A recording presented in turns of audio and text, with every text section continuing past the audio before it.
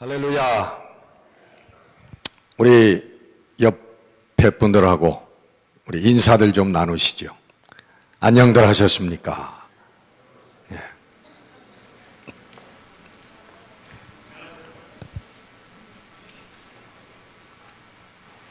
예, 이렇게 또 웃으면서 말씀을 들으면 은혜가 또 배가 될 줄로 믿습니다. 돌아가신 저희 아버님께 들은 말씀인데, 부자지간에 집신 장사를 하는 그 아버지와 아들이 있었는데, 시장 바닥에 가서 언제나 만든 집세기를 놓고 팔면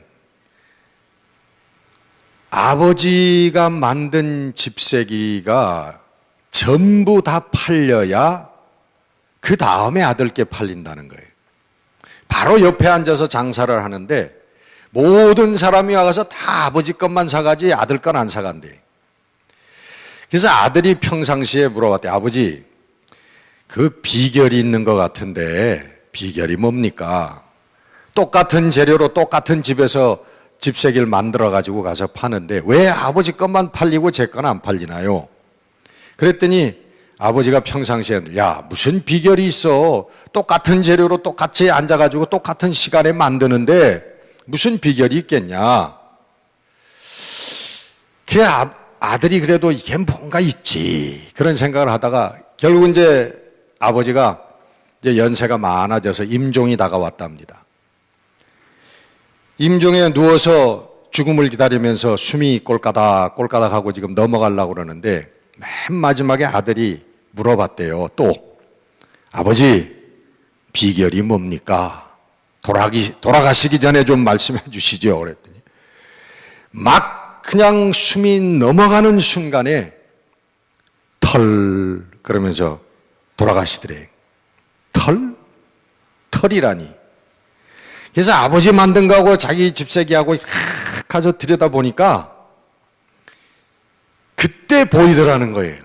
아버지 것은 다 만든 다음에 조금 눈에 보이지 거의 안 보일 정도로 그 나온 털들을 그거를 일일이 다 뜯어가지고 매끄럽게 해놨더라는 거예요. 자기 집세기하고 딱 보니까. 왜 그런 말씀을 해주셨냐 하면 인간이라고 하는 것은 그렇게 자기중심적이고 이기적이라고 하는 것을 말씀해 주시기 위해서 그 얘기를 하셨어요. 아버지라고 할지라도 아들에게 다 가르쳐 주질 않는다는 거예요. 자기중심적이고 이 이기적인 마음이 인간의 치명적인 병이라는 거예요. 갈라디아서 5장 19절 거기 육체의 일들이 나옵니다. 그 후에 갈라디아서 5장 22절 성령의 열매들이 나옵니다. 성령의 열매가 나오기 전에 19절에 육체의 일은 이러하니 음행이고 더러운 것이고 호색하는 것이고 우상숭배, 술수, 원수 맺는 것, 시기하고 분내고 당짓는 것, 불리함, 이단, 투기, 술취함, 방탕함 등등이다. 그런 말씀을 하시고 성령의 열매를 얘기하십니다. 우리 인간은 여러분 물질입니다. 머리끝부터 발끝까지 우리 육신은 물질로 되어 있는 것이고 우리가 걸치고 있는 모든 것도 물질이고 우리 눈에 보이는 모든 것도 다 물질의 세상 속에서 삽니다. 우리 인간이 물질이기 때문에 우리 인간들에게는 피할 수 없는 것들이 있는 거예요. 우리가 하나님처럼 영이라면 음행, 시기, 질투, 호색, 우상숭배, 술수 이런 거 다 아마 필요가 없겠지요. 그러나 우리가 물질이기 때문에 우리들에게 필연적으로 드러나는 것이 그런 것들이 육체의 일들이라는 것입니다. 이 육체의 일들은 우리가 가만히 있어도 자라나는 것들입니다. 우리 하나님께서 원하시는 사랑과 용서와 관용과 화평과 이런 것들은 애를 써도 하기가 힘들지만은, 이루기가 힘들지만, 이런 육체의 일들은 우리가 가만히 있어도 아무것도 하지 않아도 그냥 우리들 마음속에서 우후죽순처럼 솟아나오는 것들이라 그런 말이. 이게 하나님과 우리가 다른 점입니다. 그러나 성경은 다른 점만 있는 게 아니라 우리 인생은 하나님과 같은 것도 있다 그렇게 말하고 있습니다. 우리가 하나님의 형상을 따라서 창조되었다는 거예요. 만들어졌다. 하나님께서 우리를 만드실 때에 그냥 만드신 것이 아니라 하나님의 형상을 따라서 The image of God, 하나님의 형상을 따라서 만드셨다. 근데 성경에 보면 하나님은 영이시라 그러거든요. 그런데 하나님은 영이시라고 그러는데 무슨 이미지가 있겠냔 말이에요. 사람들은 하나님의 형상을 따라서 우리 인간이 창조되었기 때문에 우리 하나님께서도 우리 사람들 모양이시다 그런 오해를 해요. 하나님 눈도 갖고 계시고 뭐 콧구멍도 둘이고 귀도 둘이고 손, 발 다 갖고 계시고 그 하나님이 아니시라는 거죠. 하나님은 영이시라. 영이라고 하는 것은 육체가 없다는 것입니다. 물질이 아니라는 거예요. 그러면 우리가 하나님의 형상을 따라서 지음을 받았다라고 하는 그 의미는 뭔가요? 그것은 하나님이 누구십니까? 하나님은 전지전능하신 하나님이에요. 그리고 하나님은 사랑의 하나님이시라고 자기를 계시하고 있습니다. 하나님은 진리라고 말씀하고 있습니다. 그런 하나님의 전지전능성과 하나님의 진리와 하나님의 사랑의 능력이 우리들 인간 가운데 있다라고 하는 것입니다. 할렐루야. 그것이 우리가 하나님의 형상을 따라서 지음을 받았다라고 하는 의미입니다. 요즘에 과학도 마찬가지예요. 여러분, 이 과학이 자꾸 발달하지 않습니까? 우리가 달나라도 가고 화성에 로켓도 보내고 말이죠. 지금 컴퓨터가 나와가지고 전 세계 모든 사람들의 인포메이션을 이 자그마한 컴퓨터 안에 다 집어넣을 수 있는 그런 옛날에 몇십 년 전만 해도 상상할 수 없는 일들이 지금 벌어지고 있습니다. 이게 뭡니까? 우리 인간이 가지고 있는 하나님의 전지전능성을 얘기하는 거예요. 우리 인간은 하나님의 전지전능성을 향해서 나아가고 발전해 나가고 있는 것입니다. 아마 우리 인류가 끝장이 나지 아니하고 계속 앞으로 1000년, 2000년 우리 인류 문명이 계속된다면 지금 우리가 상상할 수 없는 정말 하나님께서 보여주시는 모든 것들을 우리 사람들이 할 수 있는 아마 그런 때가 오지 않을까 생각이 됩니다. 여러분 창세기에 보면은 또 출애굽기에도 보면은 그 하나님의 역사가 나타납니다. 모세가 부름을 받았을 때에 그 호렙산에서 가시나무 거기에 불이 붙은 것을 보고 그러나 그 나무가 타지 않는 것을 보고 다가갔다가 거기서 하나님의 음성을 듣습니다. 여러분 요즘에는 그게 전혀 신기맹통한 일이 아닙니다. 그렇잖아요. 요즘에 TV에서 여러분 보시지만은 가수들이 나와가지고 무슨 콘서트를 할 때 보면은 스크린을 통해 가지고 말이죠. 막 불이 번쩍이고 번개가 치고 그냥 아마 모세가 호렙산에서 보았던 그 가시나무 나무 부시 속에서 붙었던 그 불, 그거 비교할 수 없는 정도의 더 큰 불을 우리가 만들어내고 봅니다. 그 속에서 즐기기도 합니다. 오늘 우리 과학이 발달되어져 나가는 그런 것들이 바로 하나님의 전지전능성을 가지고 있는 인간들이 그것을 계속적으로 개발해 나가는 모습이에요. 아마 시간이 지나면 지날수록 우리는 우리가 직접 화성에도 가고 아마 명왕성에도 가고 천왕성에도 가고 아마 그런 그 놀라운 우주 탐사에 나설 것입니다. 점점 우리 인체의 신비가 밝혀질 것입니다. 그게 바로 우리 인간이 가지고 있는 하나님의 형상이라는 거예요. 그리고 우리가 하나님은 진리이시고 사랑이라는 것처럼 우리도 우리들 마음속에 아무리 악한 사람이라도요, 다른 사람을 사랑하고 싶은 마음이 있고, 그리고 올바른 길로 나아가려고 하는 그러한 우리들 욕구가 우리들 마음속에 있다고 하는 것입니다.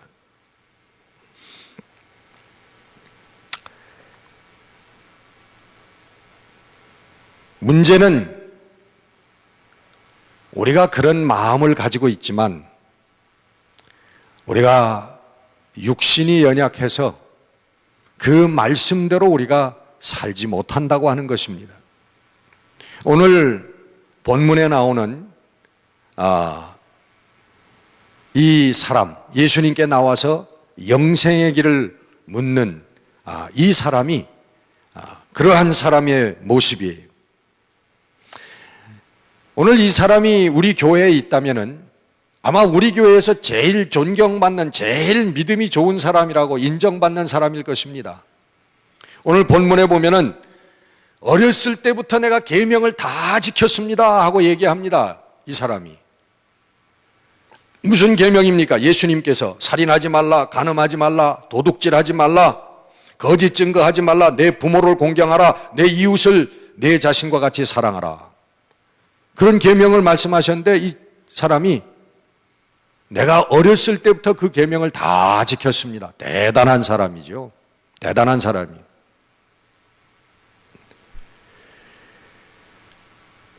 이 오늘 마태복음에만 나와 있는 게 아니라 마태, 마가, 누가 우리 공관복음서에 이 기사가 공통으로 다 나와 있습니다. 거기에 보면 이 사람이 어떤 사람이냐 하면 오늘 마태에는 젊고 19절에 보면 젊고 돈이 재물이 많은 사람이다. 그렇게 나옵니다. 누가복음에 보면은 마가복음에 보면은 부자. 그다음에 누가복음에 보면은 관리 룰러라고 나옵니다. 그래서 세 가지를 다 종합해 보면 예수님께 나와 가지고 영생의 길을 물어본 사람은 the young rich ruler란 말이에요. 젊고 돈이 많고 그리고 권력이 있는 관리였다는 것입니다. 여러분이 젊음이라고 하는 것 좋은 것이지요.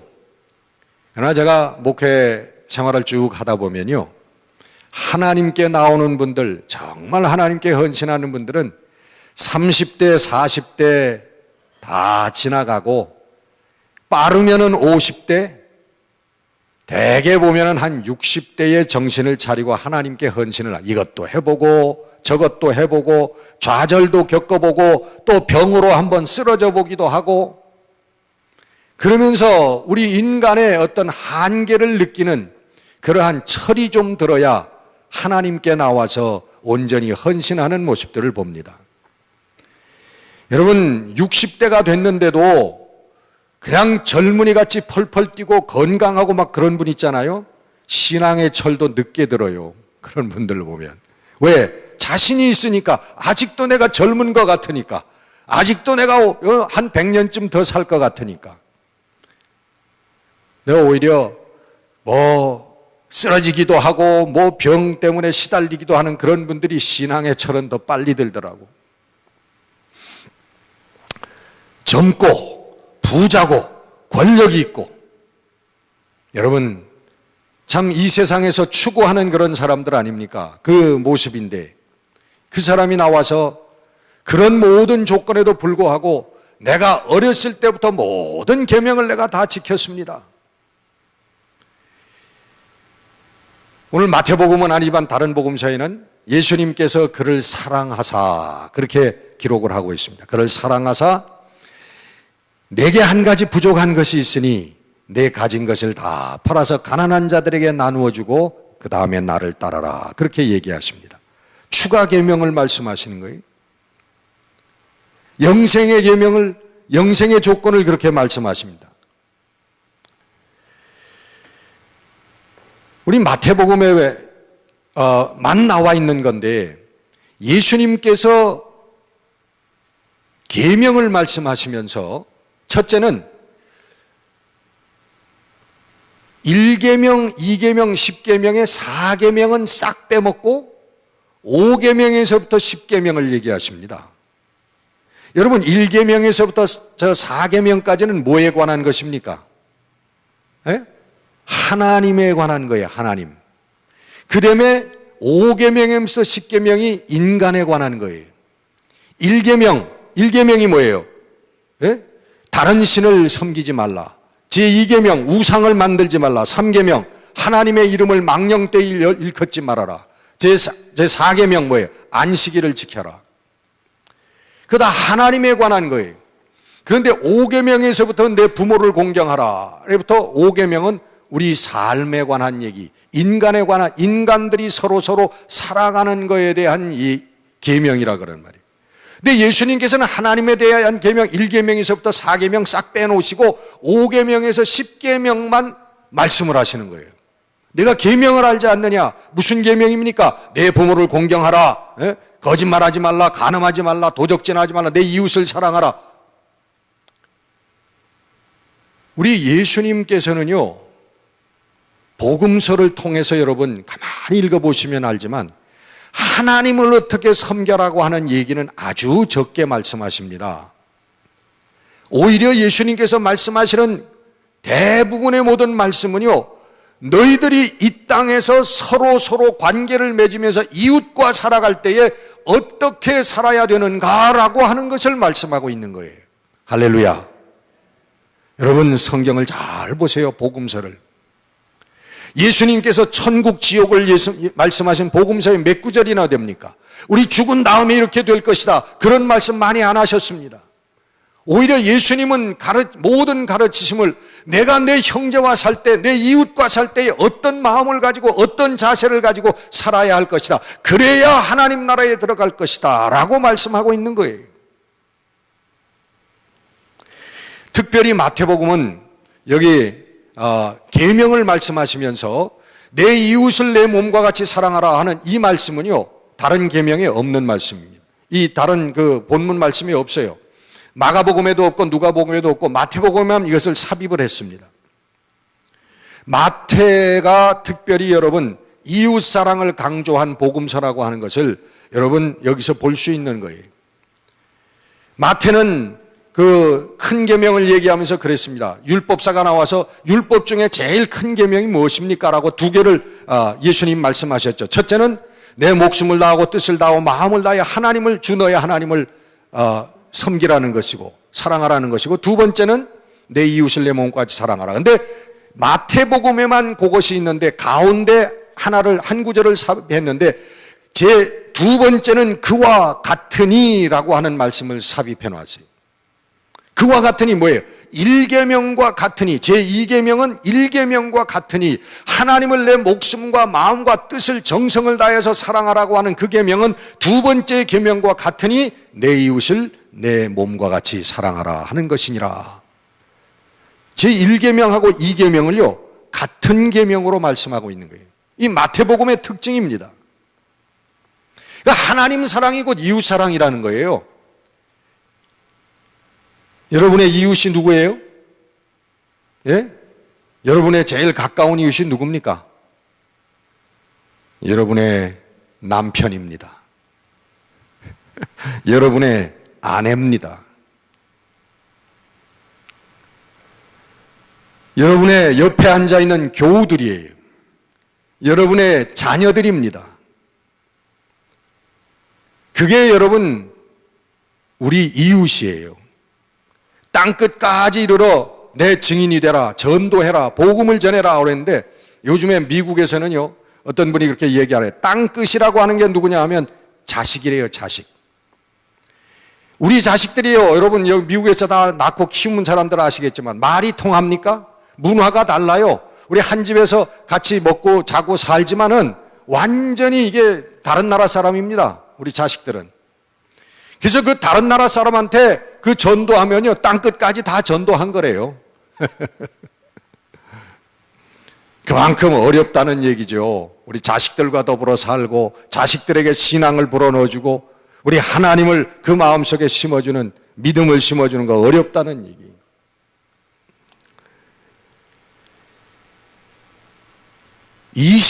마태복음 25장에도 보면요, 이게 여러분 25장이 뭐냐면 예수님의 가르침의 맨 마지막 장입니다. 24장 마지막 때를 말씀하시면서 25장, 그 다음에 26장부터는 예수님의 순환기세, 붙잡히시고 순환당하는, 그리고 부활하시고 그 기사입니다. 그러니까 마태복음 25장이 마태복음의 예수님의 가르침으로서는 마지막 장인데, 거기에서도 25장의 맨 마지막 예수님의 가르침이 뭐예요? 뭔가요? 맨 마지막 가르침. 그것은 지극히 작은 자에게 한 것이 내게 한 것이고 지극히 작은 자에게 하지 않은 것이 내게 하지 않은 것이라고 하는 말씀이에요. 예수님께서 맨 마지막 때의 심판 때에 양과 염소, 올바른 자와 구원받지 못할 자들을 갈라놓으시면서 그러는 거예요. 너희들은 내가 옥에 갇혔을 때에 찾아봐 주었고, 헐벗었을 때에 옷을 주었고, 내가 배고팠을 때에 먹을 것을 주었고, 병들었을 때에 내가 나를 간호해 주었다. 그랬더니 그 사람들이 주님, 제가 언제 주님께 그런 일을 했습니까? 그랬더니 지극히 작은 자에게 한 것이 내게 한 것이니라. 이 계명이 여러분 예수님의 마지막 가르침입니다. 마태복음에 나오는. 그 마태가 어디에 초점을 두고 이 복음서를 썼는가라고 하는 것을 우리가 분명히 알 수 있는 구절 중에 하나예요. 그리고 마태복음은 얘기합니다. 너희들이 하나님께 예물을 드리다가, 제사를 드리다가, 이처럼 예배를 드리다가 형제와 불화한 일이 생각나거든 이 예배 때려치고 먼저 가서 내 이웃과 형제와 그 다음에 화평을 이룬 다음에 와서 그 다음에 하나님께 예배를 드려라. 여러분, 마태의 초점이 어디 있습니까? 우리의 삶에 있습니까? 우리가 하나님께 제사 드리는 데 있습니까? 우리가 서로 살아가는데 마태복음에 초점이 있다는 것입니다. 오늘 이 본문의 추가 계명은 바로 핵심 계명입니다. 하나님의 영생을 얻는 핵심 계명이에요. 우리 복음서에는 예배를 어떻게 드리고 또 구약처럼 제사장 옷은 어떻게 입고 사람들은 어떻게 배열해서 앉아있고 이런 것들에서 가르치는 게 하나도 없어요. 하나님께 예배 드리는 거에 대해서 가르치는 게 없다 그런 말이에요. 복음서에 보면, 요한복음에 보면 예배에 대해서 하나 나오죠. 수가성 사마리아 여인을 만났을 때에 예배를 어떻게 드리냐? 예수님 답이 뭡니까 여러분? 어떻게 예배를 드려요? 하나님은 영이시니 하나님을 예배하는 자는 무엇과 무엇으로? 신령과 진정으로 예배를 드려야 할지니라. The truth and spirit. The spirit and truth. 성령과 진실되게, 진실 안에서. 다시 말하면 여러분 이 말씀은 뭐냐면 우리의 삶의 예배를, 생활의 예배를 하는 겁니다. 여기 나와 앉아가지고 자룩, 거룩, 찬양, 입으로 하는 게 예배 드리는 게 아니라 우리가 매일매일 살아가는 하루 24시간 주어진 그 속에서 어떤 생각을 하고 어떤 마음을 내게 팔아서 나눠주겠고, 내가 다른 사람에게 토색한 일이 있으면 율법에 정한 4배보다도 더한 4배 반을 쳐서 내가 갚겠습니다 라고 이웃을 회복할 때에 하나님께서, 우리 예수님께서 이 집도 아브라함의 자손이여 이 집에 구원이 이르렀다 하고 말씀하고 계시는 것입니다. 예수님이 말씀하시는 구원, 예수님이 말씀하시는 하나님의 나라, 그것이 무엇이냐? 복음서를 읽으면서 여러분 그것을 깨달아야 될 줄로 믿습니다. 문제는 여러분, 우리가 할 수 없다고 하는데 문제가 있어요. 정말 인류를 사랑하는 것, 하나님 나는 인간을 사랑하고 인류를 사랑합니다. 이거는 우리가 기도할 수 있는데 바로 옆에 있는 우리 김 집사, 우리 홍 집사, 그 사랑한다는 얘기, 사랑하는 마음이 생기지 않는데 문제가 있다. 그렇겠죠. 어떤 분이 그렇게 얘기합니다. 이웃사랑은 그냥 자녀 사랑도 제대로 못한다고 그래요. 어떤 분이 그런 얘기를 해요. 우리 2세들에게 설문지를 돌려서 물어봤대요. 다시 태어나면 지금 부모의 자식으로 태어나겠느냐. 그랬더니 NO. 한 대답이 몇 프로쯤 될까요? 예? 61%가 NO. 그냥 대바람에 NO. 지금 부모 밑에, 내 아버지, 내 어머니 밑에 이제 다시 태어난다면 안 태어난다 이게. 31%가 예스라고 대답을 했습니다. 근데 NO 한 이유를 들어보니까 3위가 뭐냐 하면은 조금 망설이면서 둘 중에 한쪽만 선택하면 안 될까요? 이거 많이 봐준 거예요. 근데 2위, 두 번째는 뭐냐 하면은 내가 다시 태어나면은 자식이 아니라 그들의 부모로 태어나가지고 내가 복수하겠다. 그렇게 대답을 했대요. 1등은 무조건 노한 겁니다. 그 다음에 예스, 다시 태어나겠다라고 한 게 31%인데 31% 중에 3위의 이유가 뭐냐 하면 우리 부모의 자식으로 태어날 아이들이 불쌍해서 내가 다시 태어나 주겠다. 이게 3위 대답이야. 2위 대답은 뭐냐 하면은 다시 태어나는데 그래도 내가 이제 많이 훈련이 돼가지고 내가 괜찮을 것 같다. 그래서 두 번째 다시 태어나겠다는 거고, 다시 태어나겠다고 하는 1등이 그래도 제일 많이 사랑해주고 이해해주는 분이니까 다시 태어나겠다. 그거는요, 쭉 따지고 보면 예스 중에도 이게 다 노라는 대답이에요. 거의 90% 이상이요, 노예요, 노. 여러분 자식들을 어떻게 키웠길래 여러분 지금 부모에게 다시 자식으로 태어날래 그러면 노! 부모가 내가 자식이 아니라 부모로 태어나서 내가 복수하겠다. 뭐 이 정도로 키우십니까 여러분 애들을. 왜냐하면요, 하나님의 사랑으로 키우질 못해서 그래요. 하나님의 말씀으로 키우질 못해서 그래요. 여러분들이 자녀들에게 얘기하는 게 뭡니까? 태어나서부터 이제까지 얘기하는 게 뭐예요? 하나님을 잘 섬겨라. 늘 예배에 빠지지 말고 서로 사랑해라, 희생해라, 용서해라. 여러분 눈 뜨면 이 얘기 하셨죠? 예? 아무 얘기도 안 하시는 거 보니까, 웃지도 않으시는 거 보니까 양심도 없으시네. 양심도 없어. 여러분 눈 뜨면 뭐라고 그랬어요? 야, 공부해, 공부. 야, 숙제 좀 해라, 숙제. 좀 그만 좀 싸돌아다녀라. 그만 전화 좀 그만해라. 여러분 그거 가지고 여러분 자녀들하고 싸우지 않았습니까? 여러분 성경에 뭐라고 그래요? 무엇을 하든지 죽게 하듯 하라. 여러분 부부의 문제가 주님께 하듯이 하면은 부부의 문제가 없어요. 너는 나를 섬겨야 되고 너는 나를 섬겨야 된다고 하니까 부부의 문제가 생기는 겁니다. 예, 주님께 여러분 예수님께 나와서 예수님 나를 섬기라고 얘기할 수 있습니까? 예?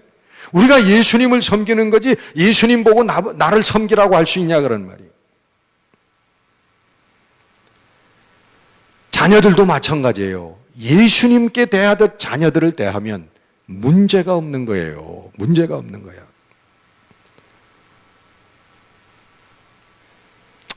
저도 그렇게 못해왔는데 길게 얘기하기가 좀 뭐합니다. 그러나 그렇게 하시자는 얘기죠. 이제 앞으로 우리 자식 때가 늦었으면 우리 손자 때라도 좀 우리 그렇게 하시자는 얘기입니다. 여러분 오늘 말씀의 26절에 예수님 그렇게 결론을 맺습니다. 사람으로는 할 수 없지만은 하나님으로서는 다 하실 수 있느니라. 아멘. 예수님께서요, 우리를 너무 잘 아시는 거예요. 우리의 연약하고 부족하고 물질에 얽매이고 세상을 사랑하는 우리의 마음들을 예수님께서 너무나 잘 아시는 거예요. 그래서 예수님께서 결론적으로, 사람은 다 할 수 없지만은 하나님께서는 다 할 수 있느니라. 성령 받으면, 하나님의 성령이 우리들의 삶을 점령해 주시면 우리도 할 수 있다라고 말씀하고 계시는 것입니다. 여러분, 이 영생의 계명은 우리들에게 절망입니다. 우리가 할 수 없음의 절망입니다. 그러나 여러분, 그 절망의 벽을 갈라놓으신 분이 누구십니까? 주 예수 그리스도예요. 우리 예수 그리스도의 십자가 위에서 우리 주님, 우리를 위해 피 흘려 돌아가셔 주실 때 그 예수 그리스도의 거룩하신 십자가로 말미암아 우리들이 할 수 있는 역사가 일어난다는 거예요. 예수 그리스도의 십자가를 통해서 성령이 임하시고 예수 그리스도의 십자가를 통하여 사랑의 능력이 우리들 가운데 드러나게 된다고 하는 말씀입니다. 언젠가 제가 그 복음 방송을 보다가 아주 감동받은 그런 장면인데, 그 터틀리안이라고 하는 200년대, 서기 200년대에 기독교 역사학자가 있습니다. 유명하죠, 터틀리안. 그분이 로마의 시민이었는데 그 크리스찬들을 잡아다가 그 로마의 그 경기장 가운데다가 세워놓고 사자들을 풀어가지고 그들을 잡아먹는 그런 그 형벌을 보다가 크리스찬이 됐다는 거예요. 로마 그 시민들이 그 경기장에 빼곡히 들어차가지고 소리를 지른답니다. 사자를 내보내라, 사자를 내보내라. 그러면 며칠 동안 밥을 안 줬던 굶주린 사자를 그 우리가 문이 하나 올라가면서 그 사자가 어슬렁어슬렁 나온다는 거예요. 그 사자가 쓱 둘러보니까 저 가운데, 운동장 가운데 먹음직한 것들이 거기 있잖아요. 그쪽으로 슬금슬금 속도를 내서 달려가기 시작한다는 거예요. 그 순간 그 한 10대 명 있는 사람들 중에 한 사람이 앞으로 튀어나온다는 거예요. 앞으로 나오면서 그 달려오는 사자를 향해서 간다는 것입니다. 그리고는 그 사자의 발톱에 찢기고 그 날카로운 입에 그 팔과 다리가 허리가 뜯겨나가면서 자기가 사자에게 잡혀먹는 순간 그 시간을 나머지 사람들을 살리기 위해서 그 한 사람이 나와서 죽는다는 거예요. 그러면은 또 사람들이 소리를 질른대요. 사자를 내보내라, 사자를 보내라. 그러면 또 다른 쪽 우리가 열리면서 사자가 한 마리 나온다는 거예요. 그 사자가 또 그 사람들을 발견하고 그쪽으로 갈 때 그 나머지 사람 중에 또 한 사람이 나와서 그 사자에게 스스로 자기의 몸을 던진다고 하는 것입니다. 차례차례로 한 사람 한 사람 그렇게 죽어가고 모든 사람이 죽었을 때에 그 성난 사람들 부르짖며 사자를 내보내라고 부르짖던 그 사람들이 다 조용하게 되고 침묵하고 한 사람 두 사람 빠져나가고, 그 터틀리안은 그렇게 얘기합니다. 보라, 저들이 서로 어떻게 사랑했는가를 보라. 이 터틀리안은 거기서 크리스찬이 되었습니다. 성도들의 역사를 기록하는 크리스찬 역사가로 저의 삶을 살았습니다. 예수 그리스도의 십자가로만 가능한 것입니다. 우리 주님의 십자가가 우리 가슴 가운데 꽂혀 있지 않으면 할 수 없는 것들입니다. 내 자식도 온전히 사랑하지 못 내 이웃을 어떻게 사랑합니까? 내 교우조차도 사랑하지 못하는 오늘 우리들의 연약한 그 가슴 가운데 예수 그리스도의 십자가가 와서 꽂혀서 든든히 서지 아니하면 사랑의 역사는 일어날 수 없다고 하는 것입니다. 그 십자가를 통하여 성령의 능력이 나타나고 우리 하나님의 능력이 나타나서 사랑의 공동체를 이루고 사랑을 전하는 주의 사명을 감당하게 되는 것입니다. 바울은 갈라디아에서 나는 십자가만을 자랑하겠다고 고백합니다. 내 몸에 나는 예수의 흔적을 가지고 있다고 사도 바울은 선포합니다. 여러분 삶이 온전히 예수 그리스도의 십자가만이 자랑으로 남는 삶이 되시기를 바랍니다. 예수 그리스도의 사랑으로 인한 그 상처의 흔적이 여러분들 삶에도 남아있는 여러분들이 되시기를 주의 이름으로 축원합니다. 기도하겠습니다.